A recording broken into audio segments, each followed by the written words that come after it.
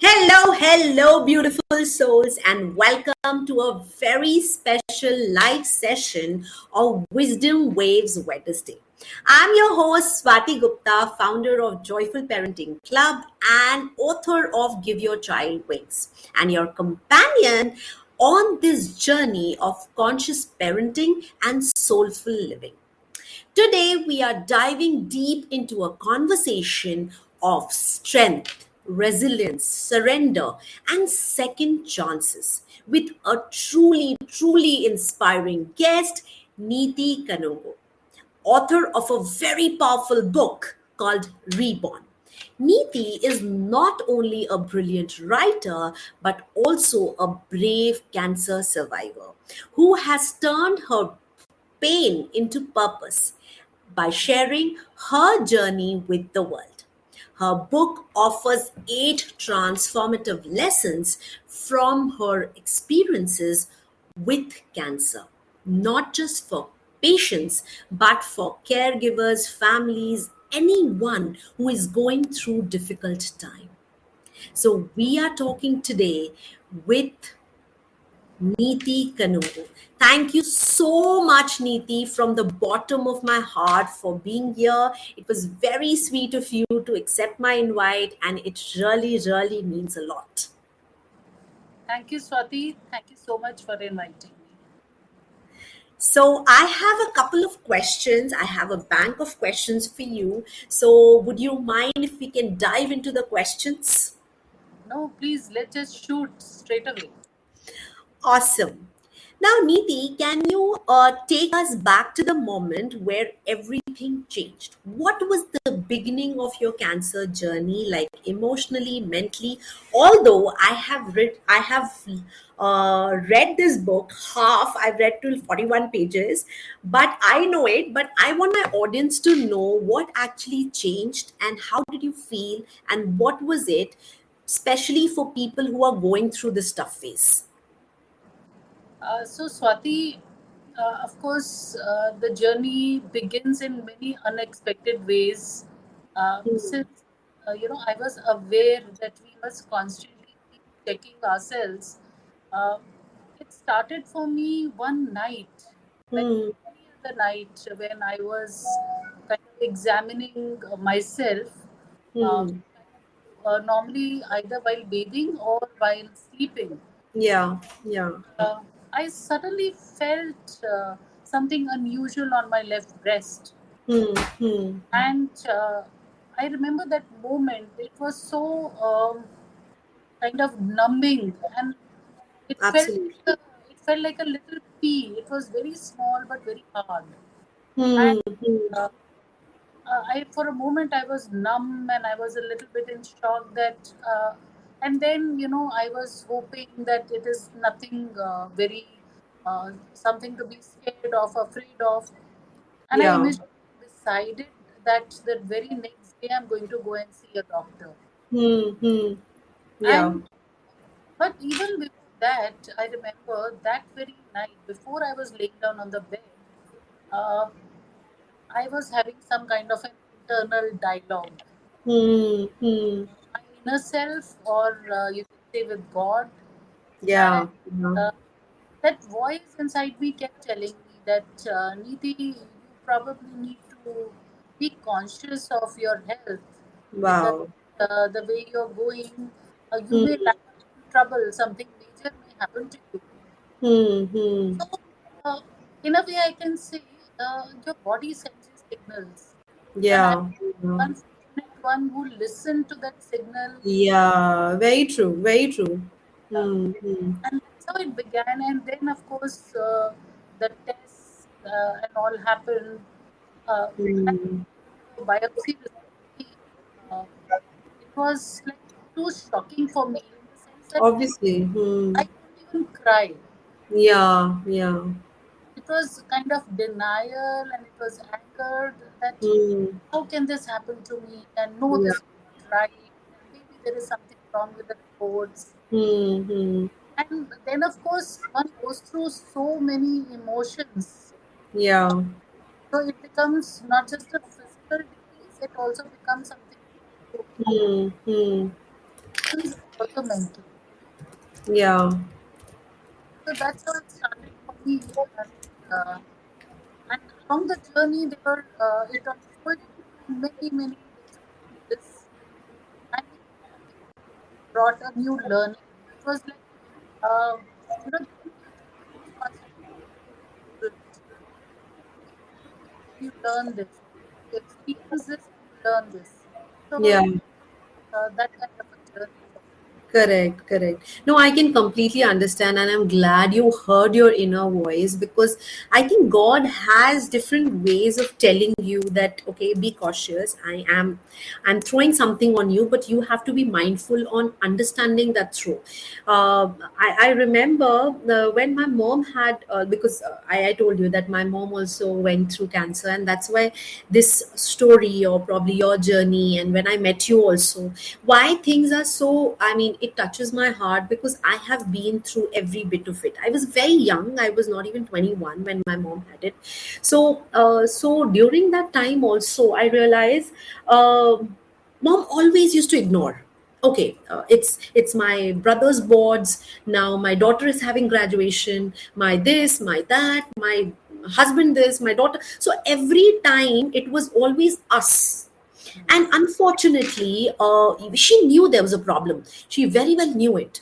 And but she always used to say that, okay, we'll show it tomorrow. Okay, abhi to theek ho gaya hai. Or maybe it's because of that. Or maybe this is gastric. Maybe that. So I mean, as women, unfortunately, as parents, because my complete platform has got 90% plus women, so I want to address them. So we as women, we tend to ignore ourselves, but try to be like Neeti, just follow your inner heart, and at least see, because Neeti was there and she examined herself, and I read her in her book, she went by herself. She drove the car.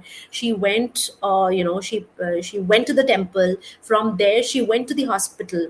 So she did not miss her duties. She did not wait for her husband to come and take her, although she was in a turmoil, because any time when we hear the word cancer, it just shakes up from Correct. within, from outside. But I'm glad you took that decision, and I'm so proud of you. I mean, I hats off to you, with open arms, with open heart, because I think that was the best thing you did for yourself, because you heard your calling and you just did not ignore it. You did not say, I'm a second priority. Why should you be the second priority? Because if anything happens to you, you're anyways, the whole house is faltered. The whole house is down the drain, because everything, a mother is picking up the whole house. And that's the truth of the society. That's the truth of every woman. I can feel it. A day I am going missing, my children, my husband, my house, everything will go haywire. So Exactly. we should take care of ourselves. I mean, that is a biggest lesson I realized when I read your first, second chapter, that it is important. It is not a luxury, it is a necessity. And it is an alarming bell. So, Swati, we have to take responsibility of our healths completely, Hmm. Yeah. especially women in our society, our culture. Hmm. Yeah. We have been somehow conditioned to put others first. But Correct. Correct. but remember that this kind of sacrifice or people pleasing behavior is Hmm. Hmm. going to kind of create problems for you, especially when it comes to health. Yeah. And Yeah. so you have to take action. That's what I said. That the universe supports action takers. Hmm. Hmm. When you get a certain thought from inside you, your inner voice, your instincts, or whatever you call it, your intuition, when it is telling you something, listen to it, and not just because most of the women know what is happening to them. What, Yeah. but in fact, my oncologist, when he first examined me, uh, he said that I'm so happy, and at the same time, I'm surprised that you reported your discovery within 12 hours. Hmm. He said the most educated women come to me at a long gap, say 3 years. Yeah. True. True. And that can be so fatal in this kind of disease. The more you pretend. I mean, I want to give this message to all your female audience, in fact, Hmm. female relatives as well, that Hmm. you delay visiting the doctor, Yeah. the Yeah. chances are. So please, please do not delay. Hmm. Even Hmm. it is nothing, please go and show it Hmm. Hmm. so that you have a much better chance of surviving. Correct, correct. Very true, very true. So, what was one of the biggest challenges during illness? One is mindset. I know that, because you are literally fighting with your own mind. But what practices, beliefs, or habits really helped you stay mentally strong during the treatment? Yeah, so initially, Swati, it was extremely tough to accept the diagnosis. Hmm, hmm, It was more of a internal emotional trauma, and hmm, but as I progressed in the journey, I realized that my body what my mind tells. correct. Very true, very true. So, body, the doctors were doing their job. There was, Hmm, I just had to kind of listen to them and surrender and kind of tell them, all right, you do the treatment the way you have to. But the kind of responses the body was giving to the treatment, of course, there are so many side effects of this treatment. I had no option but to kind of keep my mind. hmm. So the first thing which I tried was yoga. Wow, wow. And so many ancient traditions, we are all aware that Hmm, hmm. benefit of doing yoga. I Yeah. have not been practicing very regularly in those days, but I brought it on and whatever I could manage because I due to some diagnosis of this maximum burns also. Wow. I told myself that if I focus on what is wrong with me, things will never go right. Yeah, correct. Very true. Very true. How you channelize your thoughts. That Hmm. am I looking at what is going wrong with me, or am I looking at what I can do about it? Yeah, yeah. So it's a choice I had to make every moment, every Correct. day. Yeah. And so I started with yoga. I morning classes even in Delhi winters, and Wow. yoga is magical from inside. It kind of works on your hormones. It works on your Correct. body. That really helped. Secondly, I went back to doing Sudarshan Kriya, which is Wow. under the Art of Living program. I Lovely, lovely. follow Guru Sri Ravi Shankar. He's my guru. Wow. And in fact, I felt that the intuition I had in the beginning was something. It was like a DM he had sent to me. My mind so I went up to the local chapter and they told me that this breathing pattern is very important in this kind of yoga. Hmm. So uh, if you see biology, Hmm. yoga is about hyper oxygenating your brain. That's Hmm. the breathing practice. So Right. I do it twice a week. And gradually it confidence that I cannot control everything. I can't be independent. So there was also I had to channel my mind to that I will do my best. My guru, my tutors, and of course everything around me and like my husband, my son, my mother-in-law, they all support me. So one was yoga, one was yoga, and all Wow. having gratitude. Lovely. And for me, that was the biggest lesson because before that, I was this person who would Hmm. do anything. It was almost like that Salman Khan dialogue, na? एक बार मैंने commitment कर दी तो पूरी हो सकता type. So I had that kind of commitment.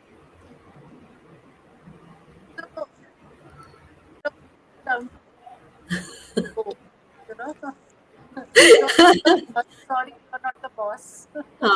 Very true, very true. No, absolutely. And I think whatever you suggested, that makes so much of sense. And especially when you say that it's very easy to cry on the missing tile. Hmm.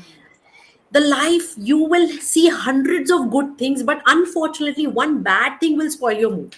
You're not thinking about the fact that you had 100 good things. You cannot forget that. But unfortunately our mind is so tuned that one bad thing happened and we feel our life is miserable. and and I mean, I'm not saying that, this is not a very big thing. Obviously it is massively huge, but our brains can be tamed if we want to. If we, Yeah. there's one way, you can just sit, regret, cry, and nobody's there with you. Or you can take charge and say, I am not going to cry, I'm going to fight it back, and I'm going to throw it out of my body. That's the, I mean, that's a smarter thing, and I think you've done it so bravely. I mean, I think it's amazing. So Swati, I just want to mention one thing here. When you said throw it out of my body, uh, there was also this realization that the tumor has been created inside me by my own body, and there is a ah, time for it. So it's not like it was like a foreign invasion which came inside me. My body created it. So I yeah. also tried to examine why did it create it.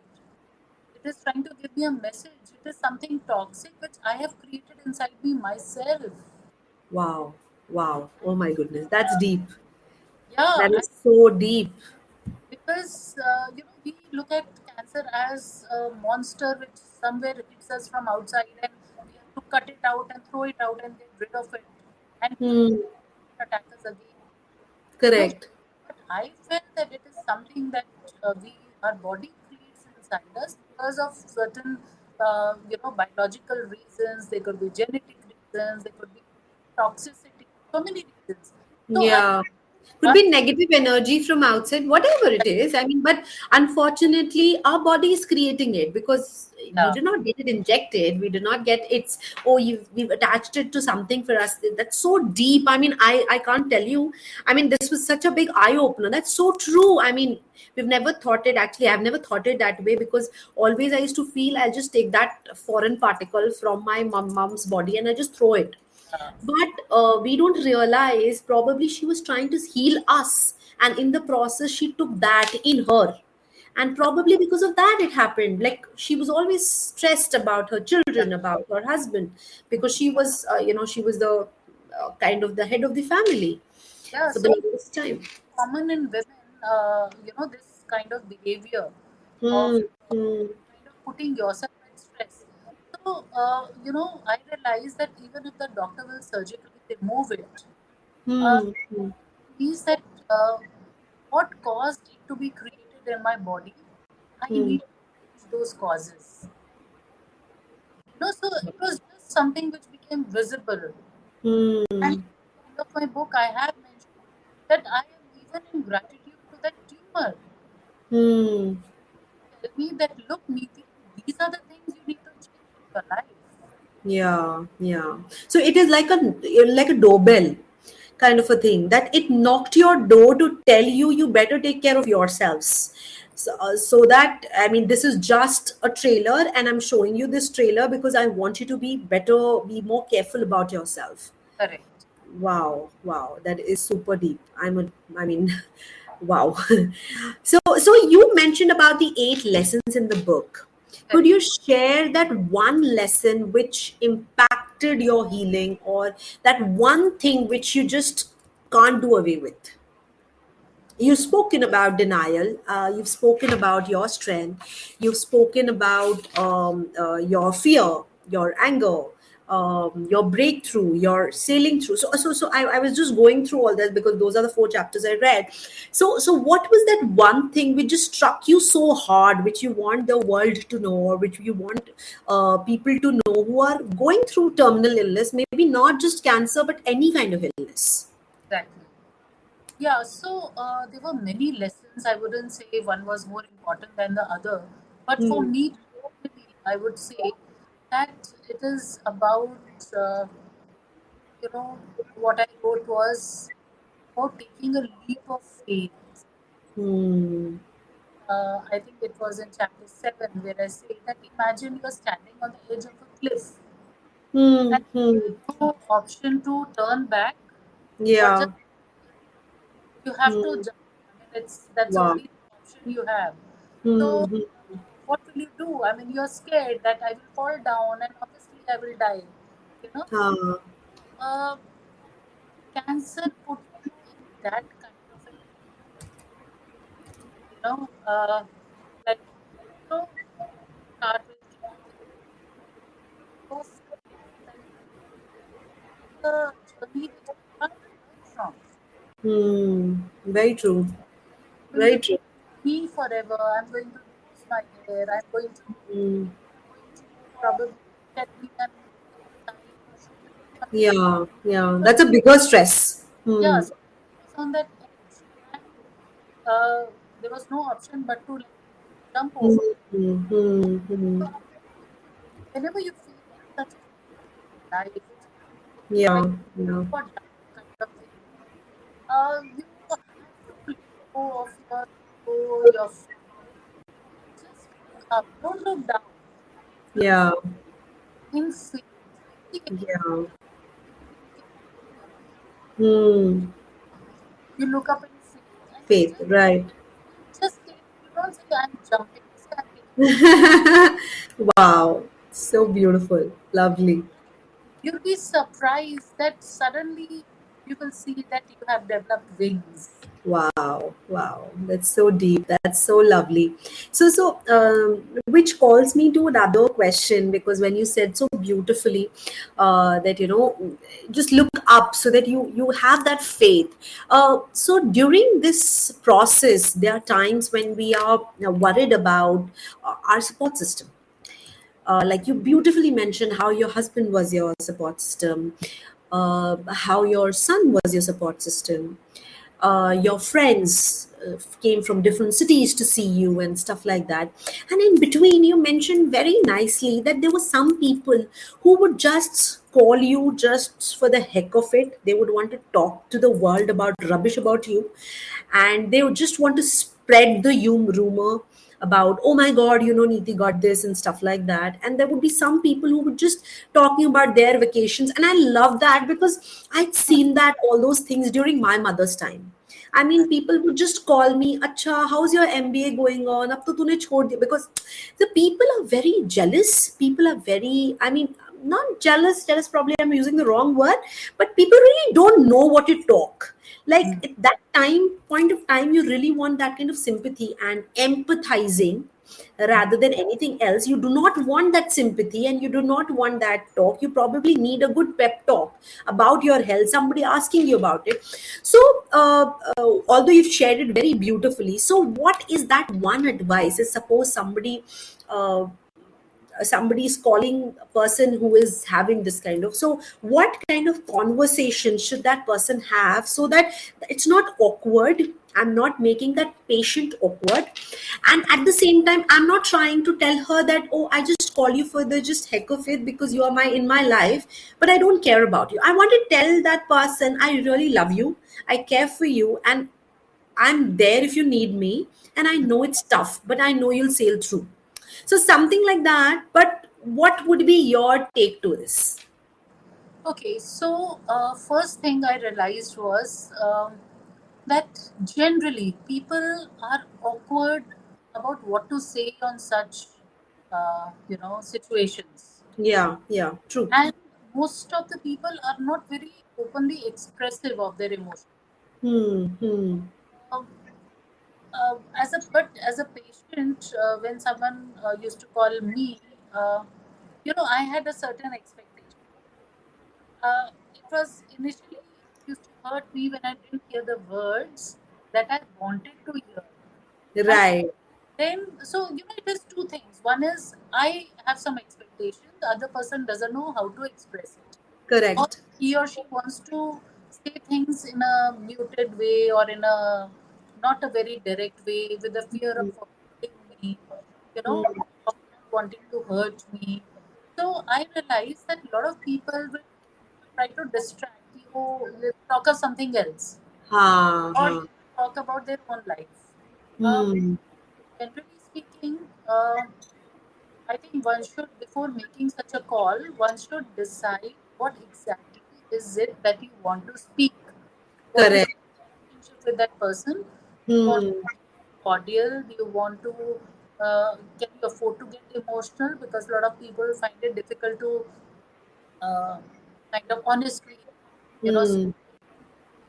so you decide what you want to say, but please take care of your words, show some empathy, show some optimism. Like, for example, you could say, Niti, I heard the news and I'm very concerned. Don't say I'm sorry because then, I would feel that you're sympathizing unnecessarily. Ah. The last thing you need. So you say, I'm concerned. I'm very concerned. And Hmm. I know that you will fight it. Give them Yeah. some Correct. optimism. And you say, Hmm. I'm sure you will do. And don't be false. I mean, if you're the kind of person who's never going to visit or do something for the patient, don't Hmm. say that, can I do something for you?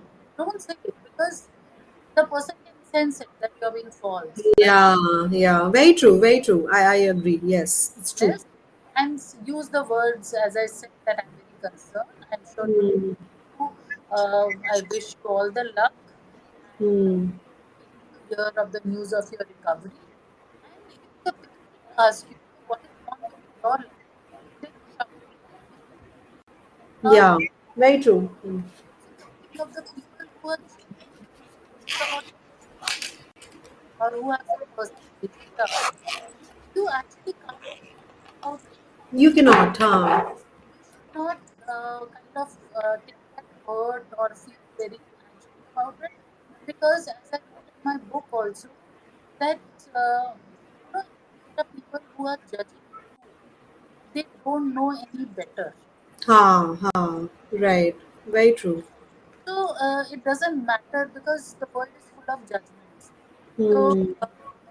you shouldn't feel that if somebody is speaking behind my back in this situation also, Hmm. or speaking otherwise, I mean, God bless them with better sense.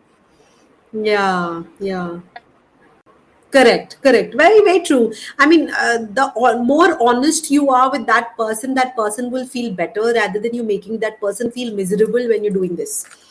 So Neeti, you mentioned about a fight which you had with your husband after he broke the news in front of his friends, and then you realized, and so that part I want to a little emphasize because what I realized when you said that, I could so feel it that there were so many times my mom used to be get angry on us for behaving in a certain way. That, again, this is a mismatch of expectation.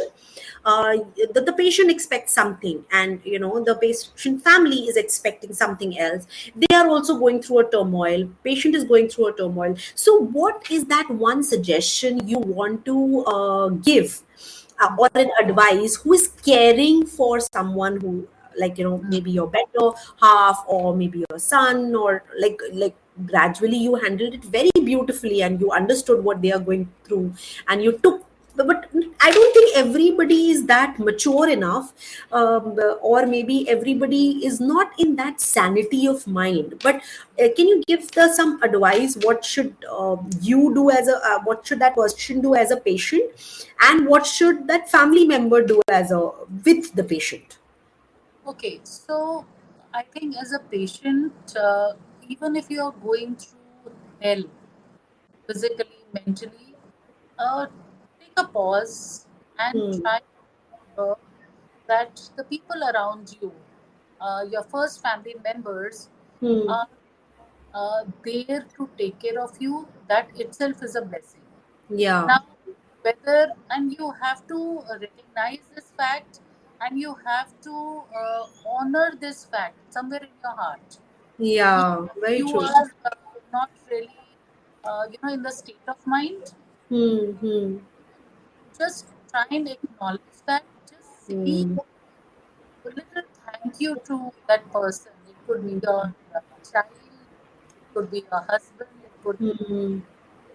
just for the 2 minutes that you're feeling okay. Yeah. Just say thank you. You know, Hmm. because they are doing so much for you. Yeah. You have to recognize that your caretaker is almost like your God. Hmm. Yeah. So do not ignore it. Don't take them for granted. And also, please sympathize with their needs. Hmm. Hmm. My counselor advised to me when I started to plan the wedding that Hmm.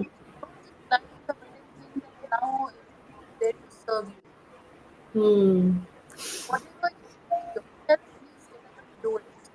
Yeah, very true, very true. And that's what makes your life also simpler. The person who is taking care of you, that person's life simpler. Yeah, Because so it is an attitude that you have to have that I will take responsibility of whatever I can manage myself and correct. also be thankful to my caretaker and Yeah. show that thankfulness in small ways whenever I can. Wow, that's beautiful. So now we come to the last question. So after cancer, what changed in your approach to life, relationship, and even the small daily moments? Okay. So, in my life, I would say there was a huge emotional shift. Hmm. Put it in points very clearly, then I would say that I stopped being emotional and hurt about anything and everything. Okay.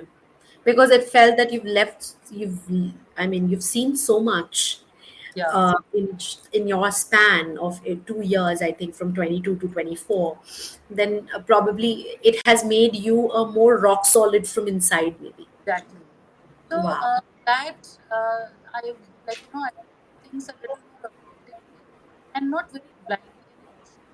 Wow. Secondly, I feel taking complete responsibility of what I'm doing Hmm. in terms of actions towards my own well-being, my own health.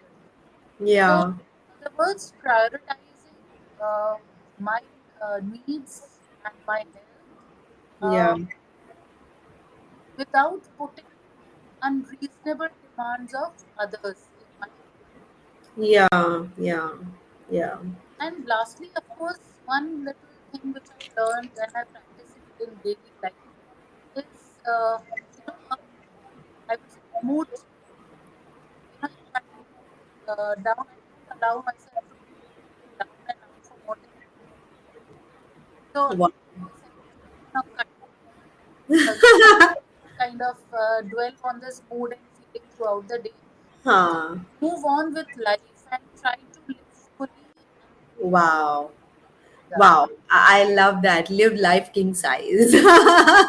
Every day, life is like an ice cream. Enjoy it, guys, because it's too short, it will melt. But whatever life we have, we should enjoy. Lovely, lovely, lovely. Thank you so much, Neeti. It was so beautiful.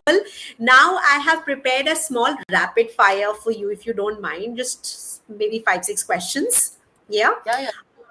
What is that one word that defines your life today? Mm, I would say calm. Oh, wow, that's lovely. So, one book that changed your life. It has to be the autobiography of a yogi. Oh, lovely. You told me once, yes. If you could have dinner with one inspiring women, past or present, who would it be? Well, actually, there's so many, but I think I would like to uh,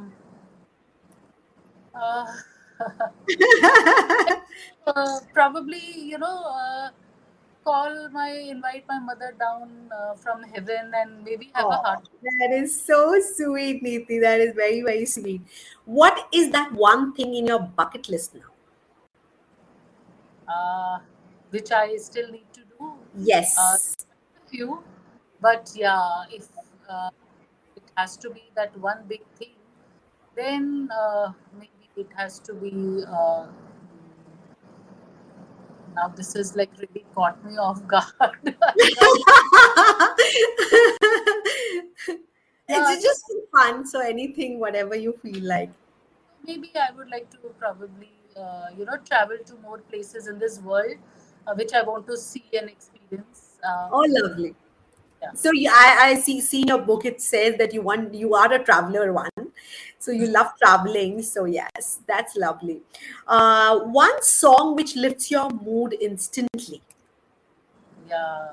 So that is that old golden melody of Manna Day, that Zindagi कैसी है पहेली Really? ये तो हंसाए फिर Wow, wow, lovely, lovely, lovely, lovely.